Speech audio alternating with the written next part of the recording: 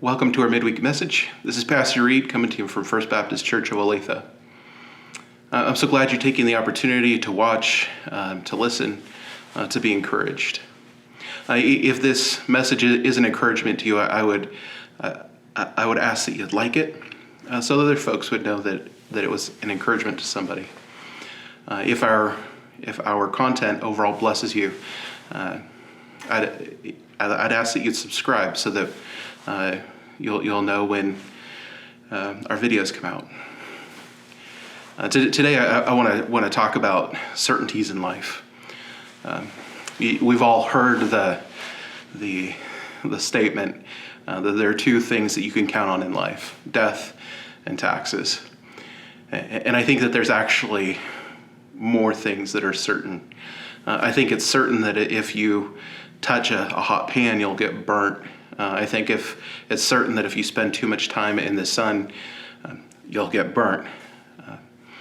I think that if you listen to the call of Jesus and respond to him, I think it's certain that you have become a new creation and that you have taken on a new identity.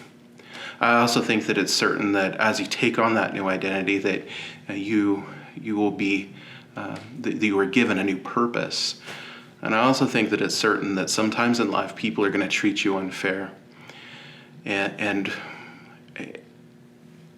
the question then is if that's a certainty, how do we respond? One of my favorite passages in the Bible is 1 Peter chapter 2, verses 1 through 10. In the first section, in verses 4 through 6, Peter tells us that we as the church are the spiritual household of God, and that we've been called together, and that Christ is our cornerstone, and he is the one that has made us to come alive as a church, as people, as stones.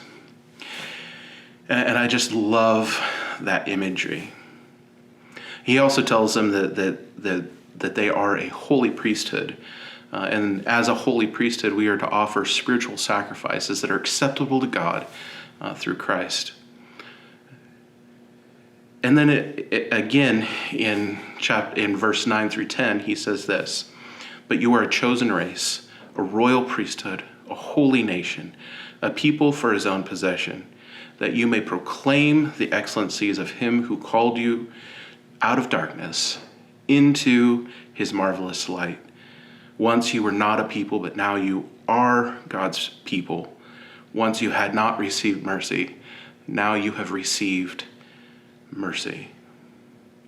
In these two passages, we hear repeatedly Peter telling the church that they have a new identity, that they are God's spiritual household, God's family, that they are chosen to be a holy priesthood, people that help to show and point people to God, that they're a chosen race, that they are a royal priesthood, a holy nation, a people of God's own possession, God's people. And the last thing he says, that you are a people who have received God's mercy. And so we as a people have as God's church, have a special relationship with him. He has chosen us. He has called us to be set aside for him, and also to be about his new purpose. That we are called to offer spiritual sacrifices acceptable to God through Christ, and that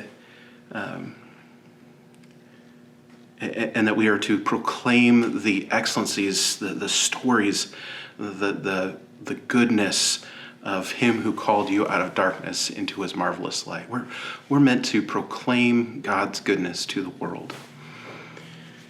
So, how does this new identity and this new purpose shape how we should respond when people are unjust, when life is unfair?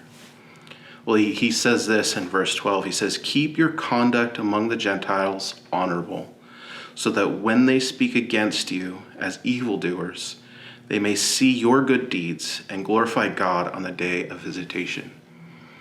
Here's what he's saying to them. When people are unkind to you, When people revile you, just keep pressing into who you are as God's people. Keep pressing into your purpose as God's people. Keep doing good.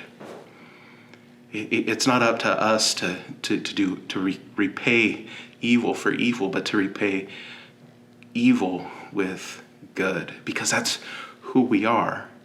That's what we're called to do. It's interesting, as Peter continues his letter, he utilizes same language. He gives a similar command in relationship to the government, in relationship to slaves and their slave owners, even unjust slave owners.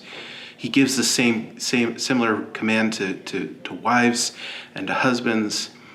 And basically what he's calling us to do is, regardless of our situation, regardless of the relationship that we are in, treat people with goodness, kindness, and respect, even when they don't treat you that way. Because it's who you are, and it's who you represent. It's your purpose. Be blessed. Be a blessing. Go with God.